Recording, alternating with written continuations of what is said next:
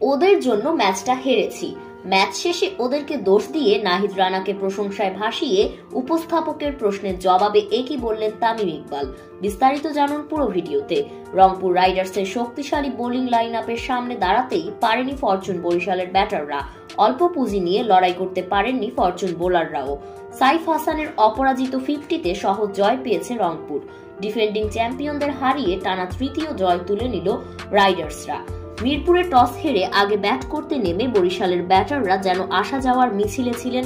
18 over 4 বলে 124 run করে all out হয় বরিশাল। এক প্রান্তে উইকেট হারালেও আরেক প্রান্তে শুরু থেকে আগ্রাসী ছিলেন তামিম। তবে ভালো শুরু পেয়েও ইনিংস বড় করতে পারেননি তিনি। নাহিদ রানার দুর্দান্ত এক ডেলিভারিতে বোল্ড হওয়ার আগে 18 বলে 28 রান করেছেন অধিনায়ক। তবে বড় ভাইদের আউট করে কিভাবে সম্মান দিতে হয় তা দেখিয়েছেন নাহিদ রানা। রিয়াদ তামিমকে বোল্ড আউট করার পরেও সেলিব্রেশন না করে মাথা নিচু করে সম্মান দিলেন। তবে ম্যাচ শেষে নাহিদ রানাকে প্রশংসা করতে ভুলেননি তামিমও। তামিম বলেন, শুরুতেই আমাদের ব্যাটিংটা খারাপ হয়েছে, তাই রানটা কম হয়েছে।